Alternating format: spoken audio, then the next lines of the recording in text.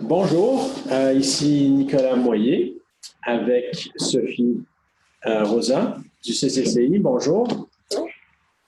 C'est un plaisir de vous parler aujourd'hui. On va ensemble faire un peu une première approche pour nous. Vous nous direz comment ça ira, mais nous venons de faire un webinaire concernant l'agenda prospéré annoncé par le gouvernement avec certaines des championnes dans l'effort de plaidoyer qui a mené à son succès. Et ce que nous cherchons à faire maintenant avec vous, c'est un résumé en français et vous donner la chance de poser les questions que vous avez à cœur. Je vois que nous avons pour l'instant quelques participantes. Tant mieux. Bonjour. L'objectif dans la prochaine demi-heure, c'est vraiment de vous donner un aperçu de l'effort de plaidoyer qui a mené à l'annonce du premier ministre le 4 juin sur l'agenda prospéré. D'ensuite, parler de ce qu'il veut dire. C'est quoi cette annonce et quels sont ses détails, qu'est-ce qu'on sait, qu'est-ce qu'on ne sait pas. Quels sont les prochains enjeux de plaidoyer, d'engagement avec le gouvernement pour avoir les réponses que nous cherchons. Bien sûr, juste avant de commencer, juste un rappel que cette annonce qui a eu lieu le 4 juin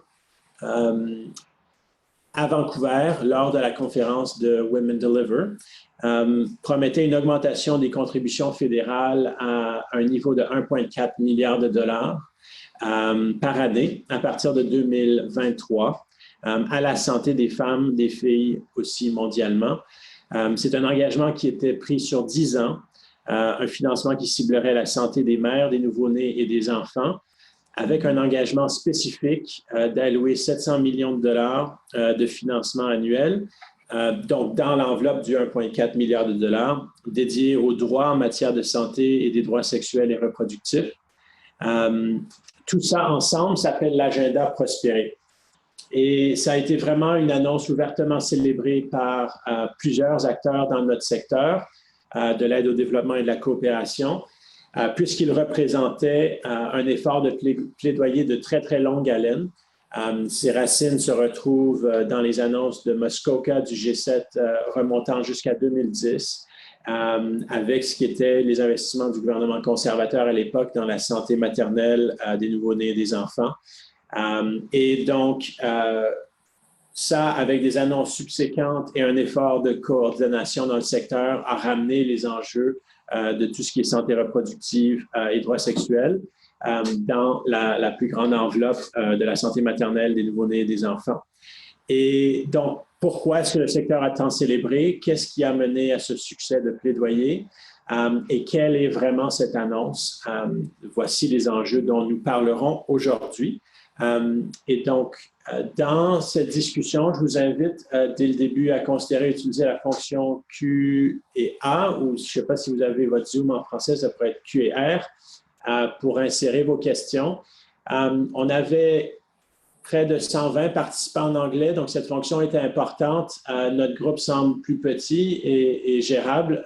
On va peut-être simplement ouvrir pour qu'on puisse tous dialoguer ensemble. Après qu'on ait fait une présentation des faits, un sommaire de la discussion précédente. Mais si vous avez des questions à n'importe quel moment, insérez-les dans le mécanisme de Q&A ou Q&R, si votre Zoom est en français. Mais donc, je suis assis ici, Nicolas Moyer. Si on ne se connaît pas, bonjour. Avec Sophie, veux-tu te présenter? Oui, Sophie Rosa, la directrice des affaires publiques et des services aux membres ici au CCCI. Oui, bravo, super. Sophie qui va mener sur tous nos efforts et de communication et de plaidoyer au CCCI. Alors, pourquoi cette annonce? Qu'est-ce qui a mené à cette annonce? Un bref historique. Pour ceux qui ne... Si vous ne le savez pas tout à fait, il y a vraiment eu une étape très importante qui a mené, c'est la pierre angulaire qui mène aujourd'hui à cet agenda prospéré, tel qu'il est nommé prospéré, ou en anglais Thrive.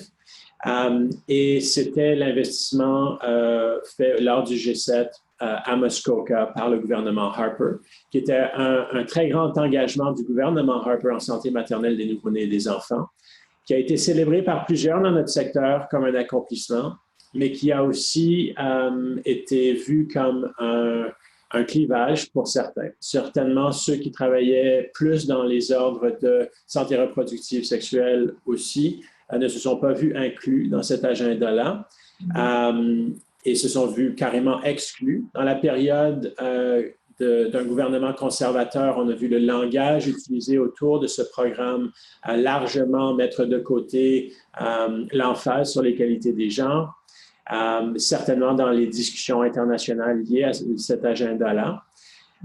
C'est en 2016, avec un engagement du gouvernement libéral qui était arrivé, qui a eu une addition de 650 millions de dollars à ce qui était cet engagement de Muskoka.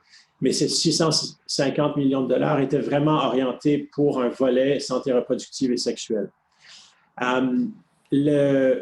Le défi qui se présentait à la communauté engagée dans ce monde, donc c'est surtout les parties prenantes du réseau CanWatch, le réseau de santé dans notre secteur, ainsi que d'autres qui s'étaient vus exclus de la première fois, c'était d'aller de l'avant avec un engagement de plaidoyer ambitieux pour un investissement accru à la fois dans l'agenda de base autour de la santé maternelle et des enfants, avec l'intégration compréhensive et intégrante des éléments de santé reproductive et sexuelle.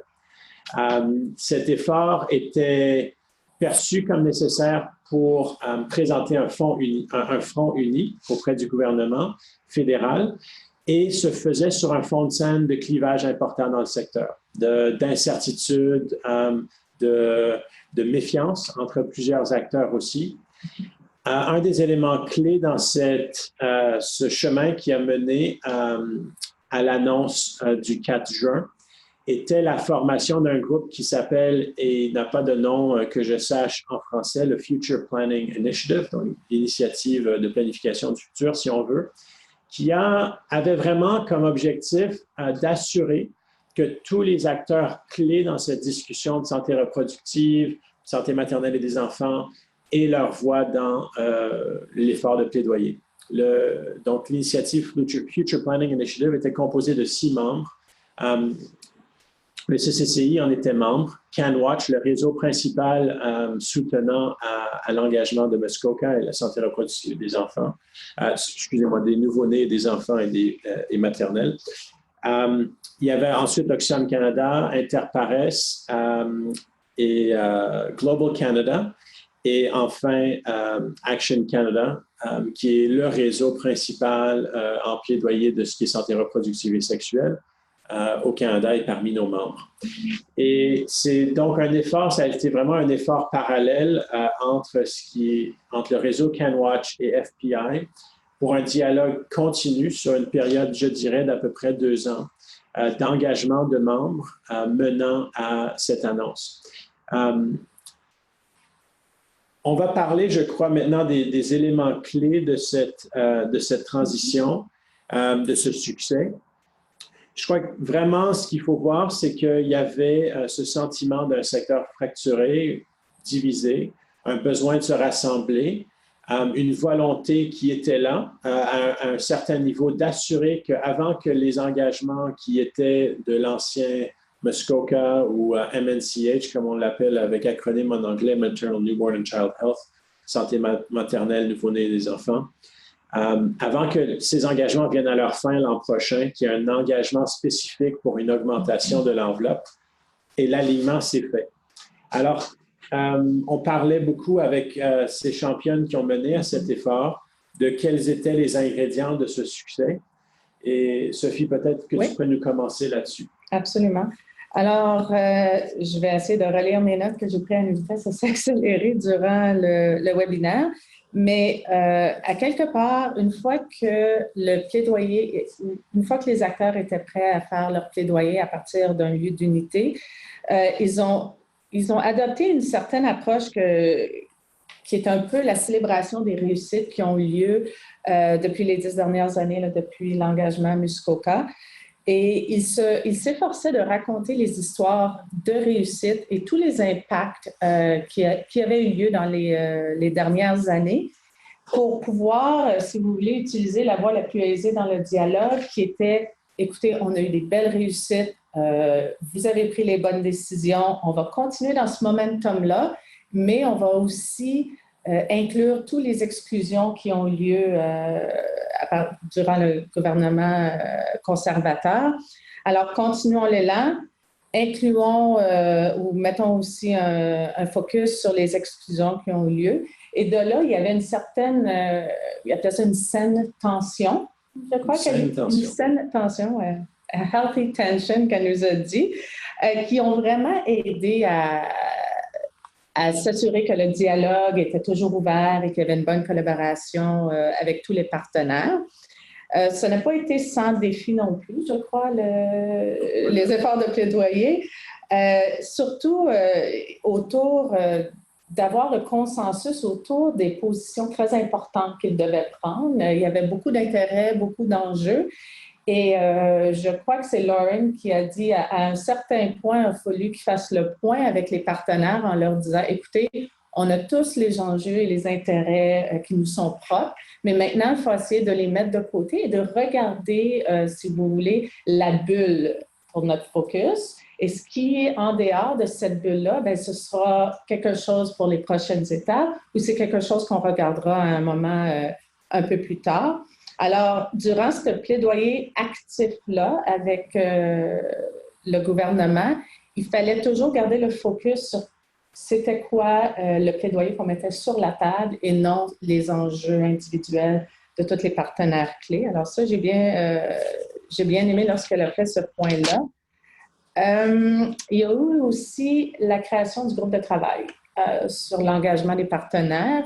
Alors, ils ont mis sur pied ce groupe de travail-là pour vraiment diriger les efforts de plaidoyer. Alors ça a été un bon coup pour eux de mettre ça sur pied pour pouvoir assurer le succès de leurs efforts. À quelque part aussi, il était essentiel, si vous voulez, c'était essentiel de faire attention lorsqu'on délibérait sur tous les avis d'experts que le groupe recevait. Il y avait toujours un expert qui se prononçait, il y avait différents points de vue. Alors, il fallait faire vraiment des efforts pour s'assurer qu'on entendait toutes les voix et qu'on trouvait un consensus, de s'assurer que tous les acteurs se sentaient entendus dans le processus, qui se voyaient dans le plaidoyer, les efforts de plaidoyer auprès du gouvernement. Une approche collaborative, mais authentique aussi. Lauren a fait le point de l'approche authentique, une délibération collaborative. Aussi, comment un des défis ou un des apprentissages qu'ils ont eus, c'était comment s'assurer que chacun des acteurs avait un bon niveau de connaissance de base pour prendre des décisions éclairées. C'était à quel temps est-ce qu'on pouvait, si vous voulez, tirer le levier pour certains efforts de plaidoyer, quand il fallait attendre un peu, quand c'était le temps de passer à l'action. Alors ça a été un apprentissage que nos présentateurs se sont tous prononcés dessus. Et aussi d'avoir un document de travail qui n'était pas final. Le document de travail était ouvert, on parlait de 19 versions à un moment donné, que le gouvernement est entré, ou si vous voulez, les décideurs sont entrés vers la version 11 ou 12, puis ça a continué. Alors, ils n'ont pas fait une présentation, bien, on signe ici, là. Ça a été une invitation de collaborer pour développer le document de travail pour que tout le monde puisse s'y voir, pour qu'il y ait un certain sentiment d'engagement. Alors ça a été quelque chose qui a vraiment facilité toutes les négociations. Aussi, on parlait de savoir que tout le monde était... que tous les acteurs dans les efforts de plaidoyer n'avaient pas seulement la même base de savoir, mais que tous avaient une base de savoir basée sur des preuves. Que tout le monde avait les connaissances qui étaient vraiment fondées sur les données probantes. On avait une bonne vue d'ensemble du secteur, des impacts qu'on avait acquis dans les dernières années, et on avançait sur ce point d'unité-là. tu veux. Aussi comprendre où les acteurs étaient au point de vue de leur compréhension des enjeux, compréhension des efforts de plaidoyer. Lauren nous a donné aussi un petit retour sur sa technique pour avoir les consensus et c'était bien sûr de laisser savoir à tous les partenaires, écoutez, je suis ici, je veux vous rencontrer où vous êtes, on va se rencontrer à quelque part, mais on va se rencontrer, on va parler et vous allez vous reconnaître dans les efforts de plaidoyer. Je vais vous écouter, on va vous entendre et c'est ça qui a aidé à faciliter, ou c'est ça qui a aidé, si tu veux, la prise de décision collaborative. Les acteurs se sont placés vraiment en arrière de la décision et ils l'ont poussée à travers les efforts de plaidoyer. Une chose aussi que j'ai vue, c'est l'inclusion du multilatéral dans la proposition ou l'agenda, ou c'est le plan Prospérer ou l'agenda Prospérer. Alors, à place de faire des divisions à l'intérieur du plaidoyer ou à l'intérieur du document, il y avait une inclusion des multilatérales, une inclusion de tous les acteurs, si tu veux, mais on n'allait pas trop dans les détails. On n'allait pas nommer enveloppe 1, enveloppe 2, enveloppe 3. Non, on parlait, voici tous les acteurs, voici ce que nous cherchons, voici les impacts que nous voulons acquérir. Et en incluant les multilatérales et tous les autres acteurs, bien, c'est un peu comme si leurs propres intérêts, leurs propres enjeux étaient en ligne. Alors, il y avait une certaine motivation de pousser, de plaidoyer pour le plan Prospérer. Alors, c'était une belle leçon sur comment amener tous les acteurs, même si les intérêts et les enjeux sont très différents pour tous les acteurs. C'est une manière de bien rejoindre tout le monde, de juste garder ça à un niveau. On a besoin de savoir quand. On garde les yeux sur ou la vision du succès. On regarde les impacts qu'on veut avoir, plutôt de regarder, on veut un tel montant pour telle enveloppe, tel nombre de propositions pour des programmes. Non, on regarde plutôt, voici ce que l'on veut avoir et voici comment l'argent et les différentes propositions qui vont venir vont mener à ces impacts-là. Alors, ça, j'ai bien aimé ça. Garder aussi toute discussion au niveau des programmes, au niveau des dialogues sur l'intersection de la santé et des droits des femmes.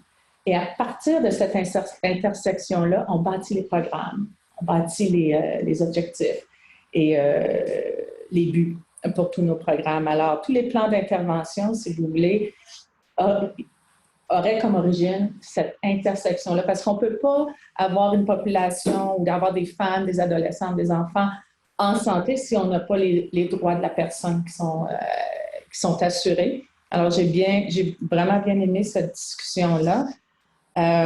Et ensuite, juste au niveau de qu'est-ce qui vient, là, si on peut parler, c'est quoi les prochaines étapes. On a une volonté politique réelle. On a eu l'engagement politique. Il y a des changements, il y a des élections là, qui s'en viennent au mois d'octobre. On a l'engagement. Qu'est-ce qu'on peut faire maintenant? Qu'est-ce que l'équipe de Prospérer, qu'est-ce que les organisations de société civile peuvent faire? Bien, c'est de tenir le gouvernement et la mise en œuvre de ces programmes-là axés sur l'intégration des programmes. Pas juste, on continue à faire ce qu'on faisait, puis comme Lauren disait, on peinture en rose pour que ça ait l'air un peu plus féministe. C'est pas ça. Regardez vraiment l'esprit d'intégration de la santé, des droits humains et de toutes les variables qui rentrent en ligne de compte, qui sont essentielles pour avoir les impacts qu'on désire. Alors, c'est où est-ce qu'on est rendu? Oui. On est rendu avec cet engagement.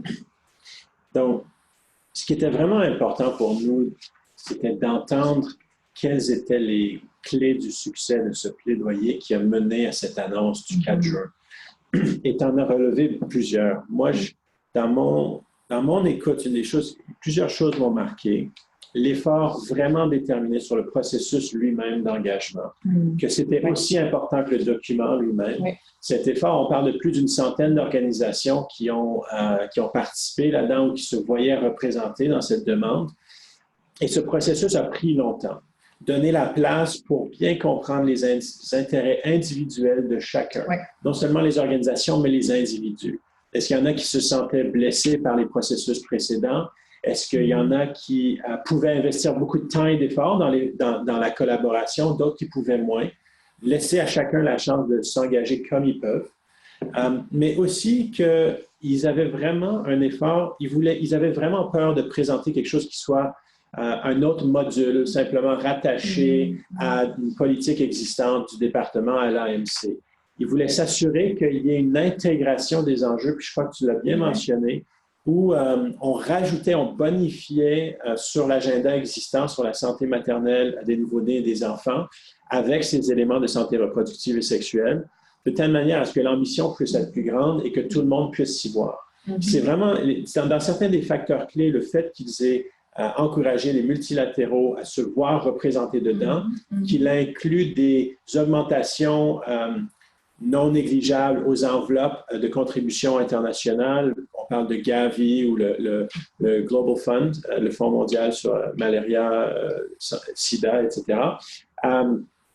Je crois que ça, c'était aussi un facteur. Quand on imagine qu'ensuite, les gens qui venaient visiter de ces partenaires multilatéraux parlaient des mêmes points que la société civile ici au Canada.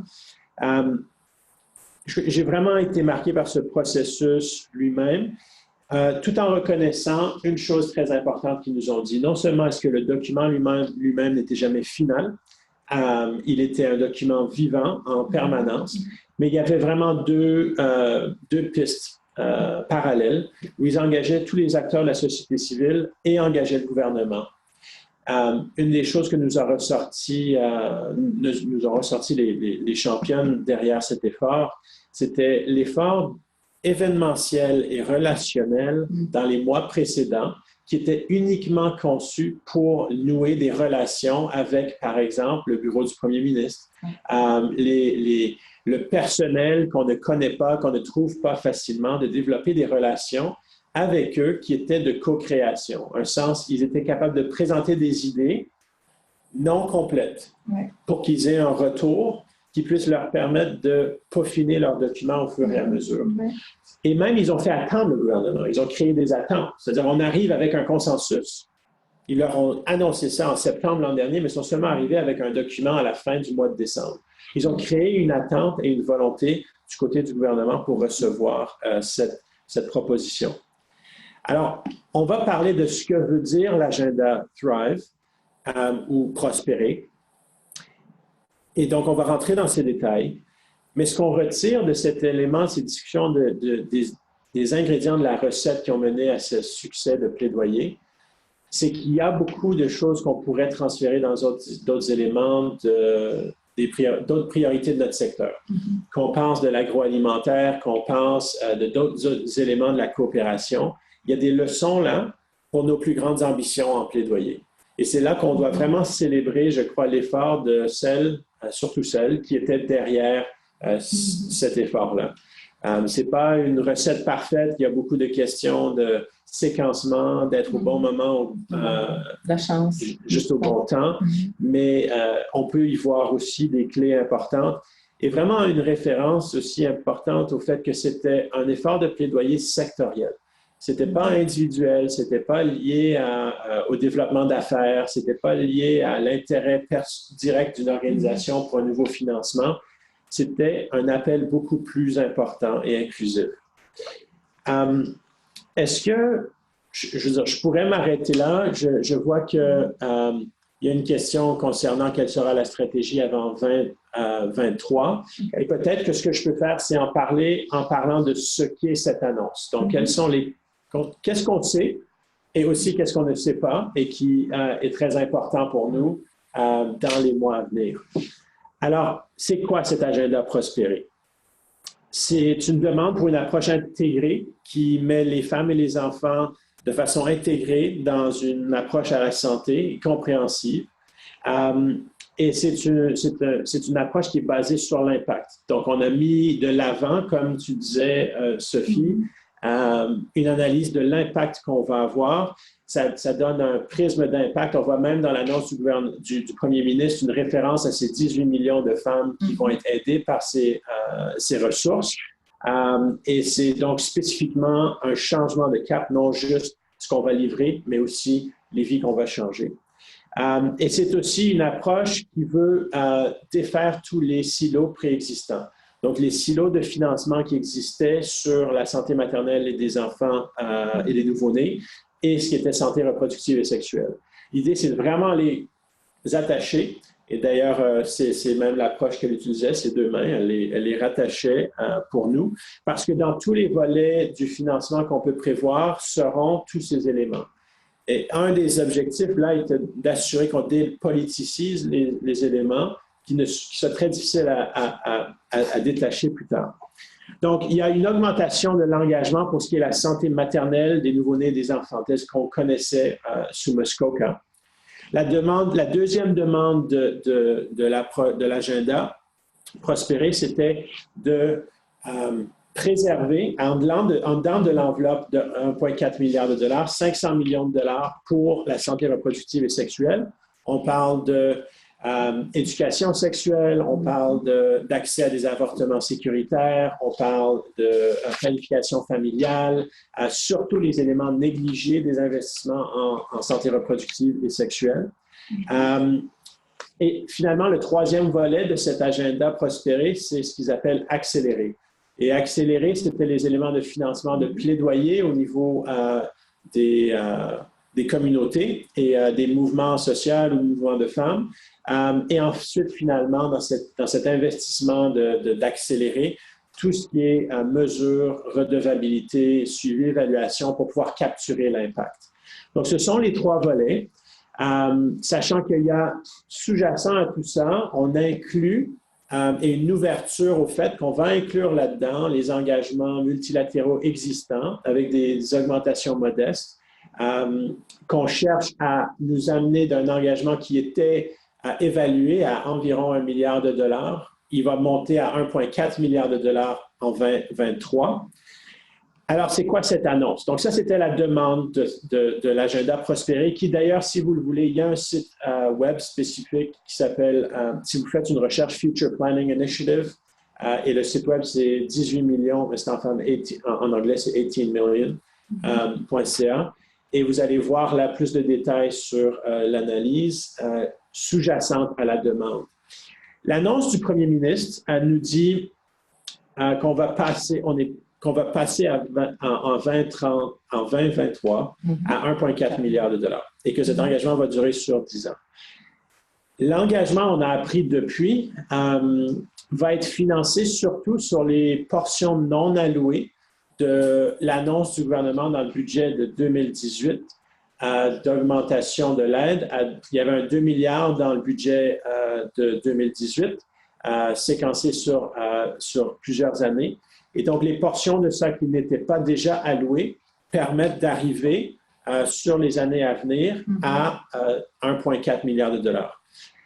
Ce qui reste pas trop clair, c'est s'il y aura des sources de nouvel argent, parce qu'il semblerait que l'annonce, ça c'est des discussions qui ont eu lieu après, il semblerait qu'il n'y a pas de nouvel argent, c'est juste l'allocation de fonds non alloués de cette enveloppe de 2 milliards.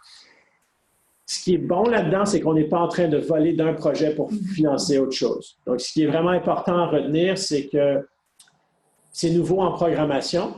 Ça ne va pas réduire d'autres engagements de l'AMC ailleurs. Par contre, malheureusement, ce qu'on n'a pas, c'est une confirmation que c'est une augmentation de l'aide au développement, de l'enveloppe totale du gouvernement en aide au développement. Ce qui est difficile d'imaginer, c'est que ce calcul-là ne change pas dans le futur. C'est-à-dire que pour maintenir ces engagements-là et les autres du gouvernement, il va falloir à un moment donné, probablement autour de 2023, qu'il y ait d'autres engagements, d'autres contributions. Mais on admet que c'est un endroit où on n'est pas trop clair, on a besoin de plus de réponses. C'est pas clair non plus quelle va être la cadence de l'augmentation en 2020 jusqu'à 2023. Est-ce que ça va être 1,1, 1,2, 1,3? On ne sait pas. On sait seulement qu'en 2023, on va être rendu à 1,4 milliard. Exact. Alors, c'est une autre incertitude qu'on a. Oui, non, ça laisse beaucoup de questions sur la prochaine étape. Parce que vraiment, ce qu'on a juste pour l'instant, c'est une annonce du gouvernement en ligne. En tout, là, il y a peut-être 3 pages de contenu. Ce qui manque vraiment, c'est comment, et je crois que c'est là où on passe à la prochaine phase, qu'est-ce qui vient après. Et je vous invite à, si vous voulez, insérer des questions, puis on va venir aux questions que vous avez. Mais la prochaine phase de plaidoyer va vraiment devoir s'orienter sur les questions de financement, mais pas juste le financement, la quantité, mais comment est-ce qu'on va le compter. Donc, il y a tout ce qui est le cadre de redevabilité va être essentiel. Donc, les codes utilisés à l'interne pour allouer des programmations au décompte sous ce total de 1,4 milliard de dollars, et surtout qu'est-ce qui est inclus ou pas inclus dans ce qui est supposé être dédié à la santé reproductive et sexuelle. C'est là où vraiment il y a un travail de plaidoyer très important à faire avec le département, mentionnant, comme tu faisais, Sophie, qu'il y a un risque que le département veuille simplement continuer tel qu'ils font actuellement, ne fasse pas vraiment ce travail d'un cadre de suivi et d'évaluation. Et c'est une priorité. Je vous rappelle, je dois mentionner, parce que je ne l'ai pas fait plus tôt dans les chiffres, il y a une distinction entre les 500 millions de dollars demandés par le plaidoyer de l'agenda Prospérer pour la santé reproductive et sexuelle et les 700 millions qui ont été annoncés par le premier ministre. Ce qu'on comprend, la différence là, étant qu'ils veulent inclure la violence basée sur les genres. Donc, leur programmation actuelle dans ces espaces-là sous l'égide de la santé reproductive et sexuelle. Donc, il y a encore il y a vraiment plusieurs points où il va falloir clarifier les codes donnés pour le suivi interne.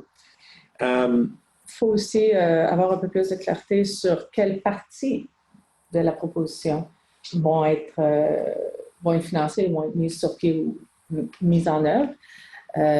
Présentement, on n'a aucune information là-dessus. Alors, il y a encore beaucoup de questions qui nous restent. C'est peut-être aussi mentionner que tout ça ici ne veut pas dire qu'on a une augmentation de l'assistance de développement officiel. On reste à 0,27 comme c'est là. Alors, ça, c'est un autre point. C'est un autre point où on voudrait voir du mouvement. Ouais. Je crois qu'une des choses qui est peut-être pertinente pour les acteurs de la société civile, vous savez qu'il y a eu aussi simultanément à Vancouver une annonce d'un appel de proposition. Donc, c'était une annonce de 325 millions de dollars sur 5 ans, donc 65 millions par année. Et c'est un peu... c'est mauvais ordre des choses, si on veut, parce que vraiment, ce qu'on voudrait, c'est le cadre de suivi et d'évaluation pour pouvoir dire que ce qui va être financé va bien rentrer dans ce que le secteur voit comme étant partie de ce qui est santé maternelle et nouveau-nés des enfants et santé reproductive et sexuelle.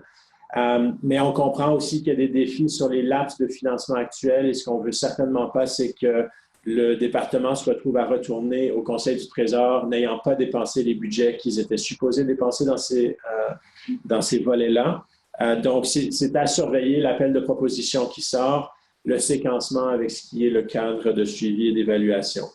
Il y a aussi une certaine urgence dans ce domaine-là parce qu'il y a une élection fédérale qui s'en vient. Cette élection, que voudra-t-elle dire? Et je crois que c'est une des grandes questions qui plombe pour tout le monde. Des soucis liés au positionnement du Parti conservateur. S'il venait en pouvoir, que ferait-il avec la politique d'aide féministe du Canada déjà? Que ferait-il avec les annonces liées à la santé reproductive et sexuelle dans cet agenda Prospérer? Mais en fait, ceux qui sont les plus proches de cet engagement et de ce plaidoyer semblent assez rassurés dans la mesure où le langage santé reproductive et sexuelle a été vraiment intégré, sera très difficile à décortiquer. Et aussi parce qu'il n'est pas clair que même un gouvernement conservateur veuille faire un grand éclat autour des questions d'avortement, qui est vraiment l'accès aux avortements sécuritaires et la question qui est volatile dans tous ces volets-là. L'alignement semble étonnamment fort et même Lisa Raitt, qui était la représentante conservateur officielle à la conférence Women Deliver à Vancouver, sa critique de cette annonce n'était pas l'élément d'avortement, c'était que si les libéraux étaient sérieux sur ces enjeux-là, ils auraient fait l'annonce il y a 5 ans et pas juste avant une élection. Et c'est intéressant de voir son orientation qui n'est pas une critique sur le contenu, qui est un différent volet de critique des libéraux. Donc, il y a raison à croire qu'on pourrait voir une continuité de l'engagement. Et certainement, on le souhaite. Mais l'élection présente une certaine urgence pour ce qui est l'appel d'offres qui va sortir cet été. Alors, je crois qu'on a fait beaucoup le tour. Donc là, je vois que Linda nous a rajouté une question. Donc, on va peut-être regarder qu'est-ce qui est là. Oui, donc l'agenda prévoit-il rebondir sur les impacts, les données probantes? Je crois qu'absolument, il y a ce que veulent ceux qui ont fait le plaidoyer et il y a ce que veut le gouvernement. Et ce n'est pas tout à fait clair qu'on puisse les aligner. Tout a été conçu pour célébrer les succès de l'engagement Muskoka, sachant qu'il y a un problème qui est la difficulté de raconter les bonnes histoires. Okay? Notre secteur n'a pas été très bon et le département non plus à définir et démontrer tous les impacts de ces investissements. Il y a eu un grand effort, surtout par CanWatch, le réseau, de développer des modalités pour vraiment capturer l'impact. Je crois que ce qui est très intéressant, c'est où ce prochain volet de l'effort de plaidoyer va aller avec le cadre de suivi et d'évaluation.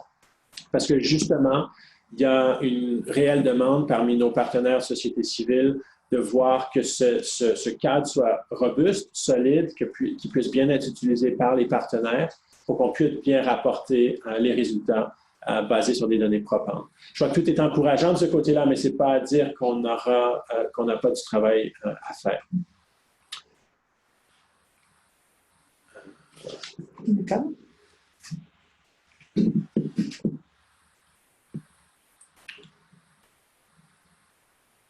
Oui, mais je crois que, Linda, j'étais en train de lire ton commentaire. Je crois que je suis en tout cas d'accord avec toi, Sophie, aussi probablement que les questions de changement climatique sont fondamentales à tout ce qui touche sur l'enveloppe d'aide au développement. On sait que le gouvernement fait des investissements ailleurs, mais ce sujet n'est pas prévalent dans l'agenda prospérer. Je crois qu'en effet, comme tu l'as dit, un des plus grands enjeux vraiment est lié au fait de cette question de l'augmentation de l'enveloppe totale, que cette annonce, même si c'est une très bonne annonce, et je crois qu'on peut célébrer ouvertement l'annonce de l'agenda prospérer, ça ne nous avance pas dans l'engagement total du Canada sur l'enveloppe d'aide internationale. Alors, il reste du travail à faire. C'est vraiment une des raisons pourquoi au CCCI, on a voulu faire un peu le point sur le succès de plaidoyer de cet agenda pour voir qu'est-ce qu'on peut ensuite transférer comme leçon ailleurs.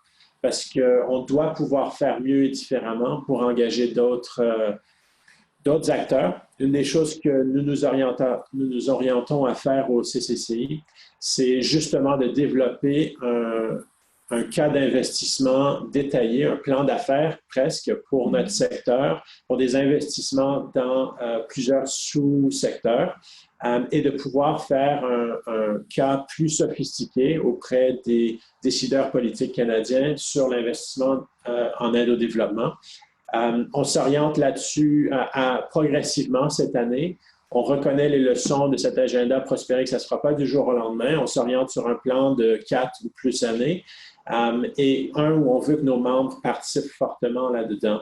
Un des points clés qui s'en vient pour nous sera notre conférence annuelle qui, cette année, va vraiment changer d'envergure. À la fin du mois de novembre, le 27 et le 28, aura lieu le sommet sur le leadership canadien mondial. C'est quoi le titre qu'on lui a donné en français? C'est ça. Le sommet sur le leadership canadien mondial, mondial canadien. On va orienter dans cette conférence la participation de plusieurs secteurs en commerce, en diplomatie, en coopération et même en sécurité pour commencer à développer une plus grande perspective sur l'engagement du Canada dans le monde, progressive, on le souhaite, et de développer ces partenariats engagés de façon forte. Et en marge de cet événement-là, engager nos membres spécifiquement sur le développement d'un, peut-être pas un parfait terme, mais pour un plan d'affaires, un plan d'investissement, c'est mieux, pour l'aide au développement. Et donc, j'espère que vous y participerez. Je ne vois pas d'autres questions, mais n'hésitez pas si vous avez des commentaires. C'est notre première tentative de résumé d'un webinaire anglophone à une audience francophone. J'espère que ça vous aura servi. Lié sur les questions de plaidoyer avec l'élection qui s'en vient, je veux juste vous souligner l'arrivée d'un autre webinaire le 18 juillet. Nous allons parler des réglementations en plaidoyer dans le contexte d'une élection avec de nombreux experts qui vont nous parler des changements de réglementation récentes en vue de l'élection à venir. Et le CCCI va aussi rassembler nos membres pour des discussions sur les stratégies de différentes organisations, l'opportunité de prendre des points de repère sur l'un l'autre, de comprendre les stratégies de tous et chacun pour qu'on puisse avoir un impact accru tous ensemble. Alors, vous pouvez, si vous êtes sur nos listes d'envoi, certainement participer. Pour ce qui est de ce webinaire sur le plaidoyer en temps d'élection, il aura lieu le 18 juillet encore et vous pouvez trouver le lien pour vous enregistrer sur notre site Internet au ccci.ca sous la catégorie, la rubrique événements. Ce sera le même format qu'aujourd'hui, le webinaire anglais, et nous offrons un résumé en français par après. Voilà. Il y a une dernière question, peut-être avant qu'on quitte. Sabine nous demande, dans un contexte d'inclusion, comment l'agenda, lui, s'adresse aux enjeux des communautés LGBTQ+.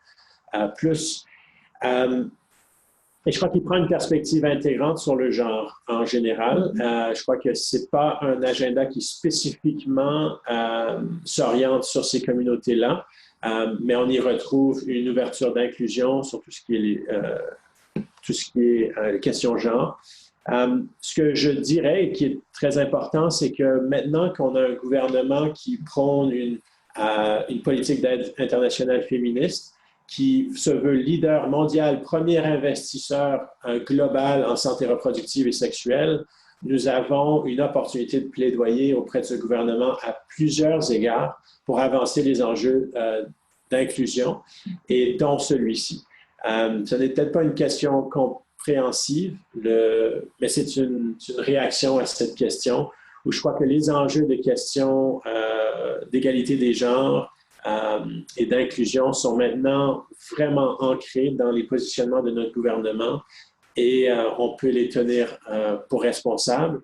On peut aussi bâtir sur ces engagements de leadership pour s'assurer qu'ils fassent mieux. Voilà, une réflexion rapide où je ne réponds pas pour le gouvernement, certainement. Donc, merci à vous pour votre participation. S'il vous plaît, envoyez-nous des commentaires si vous en avez. Et puis, passez une bonne journée.